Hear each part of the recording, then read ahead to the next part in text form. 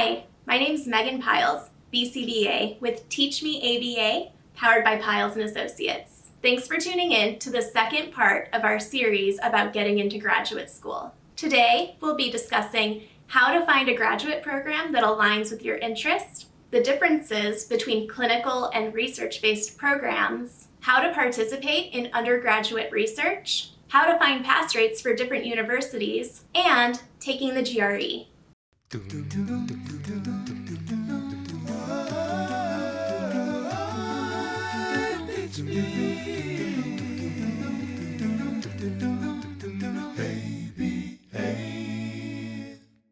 I think another important thing to look into are your personal interests and how they correspond with the interest of the faculty at the schools you're applying to. I was really drawn to my school because of the focus on like research and verbal behavior, and all of my professors had really good pedigree.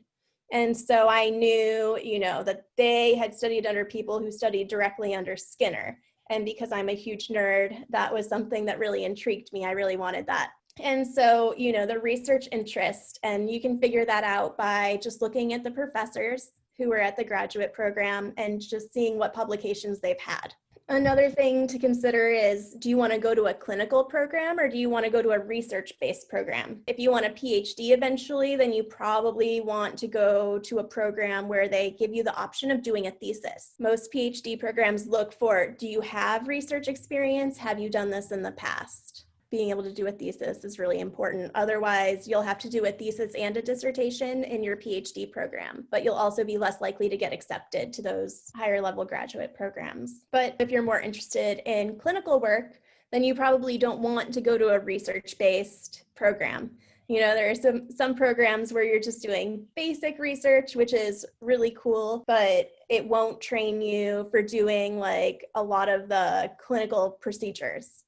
So just looking into like the experience and the research of the professors that are teaching at the universities you're applying to will help a lot with that. So since you're still an undergrad, what I would recommend for you is going and getting some research experience. So maybe reaching out to your ABA faculty or even just faculty who are doing research in the psychology department and saying, hey, can I get involved in any research and be a research assistant? And that'll really beef up your CV when you're applying to grad schools. I think I was a research assistant for like 9 hours a week when I was an undergrad. And that's definitely one thing that'll set you apart. All right, another super important thing, especially if you're looking at online programs, is you should look at the pass rate of the university that you're applying to.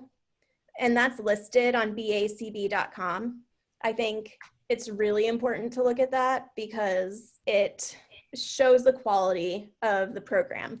If you can get a master's degree and only 33% of people with the degree from your school pass on their first time, that's going to be a much different educational experience than a program that has a 100% pass rate.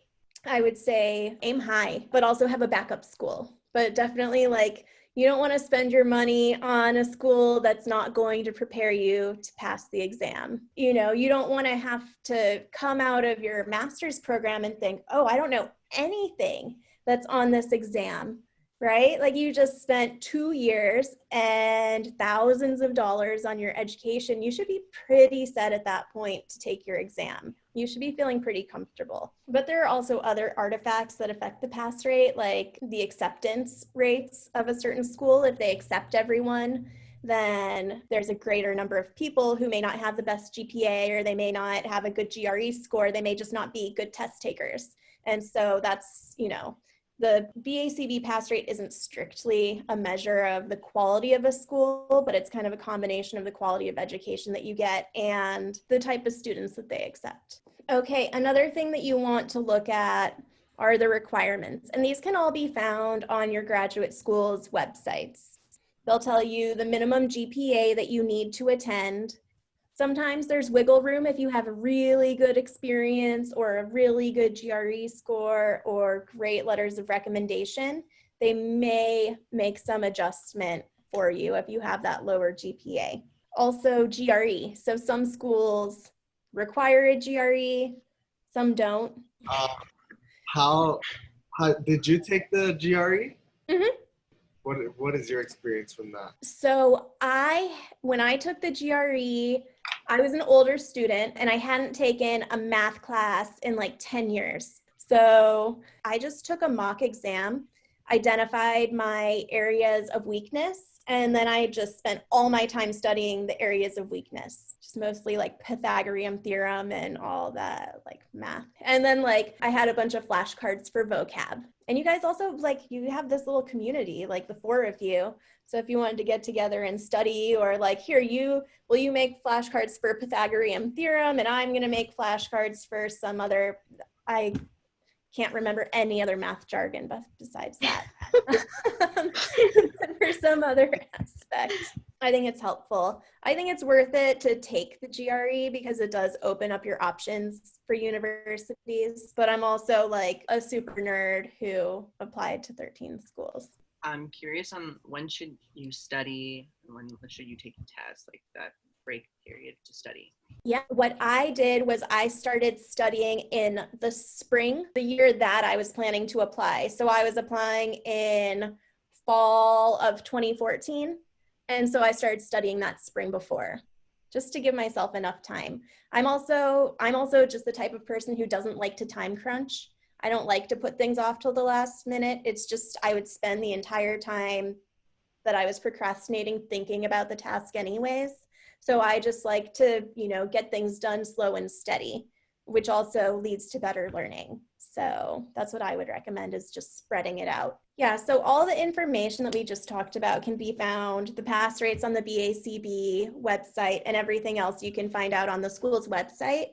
And if anything's ever not clear, you can just email admissions at that school. Thank you so much for watching. In next week's video, we'll discuss the application process itself, how to get a good letter of recommendation, and you'll also get to see some questions from our prospective graduate students. Remember to like, subscribe, and if you have any questions or comments about getting into graduate school, make sure that you leave a comment and we'll be sure to address it in an upcoming video.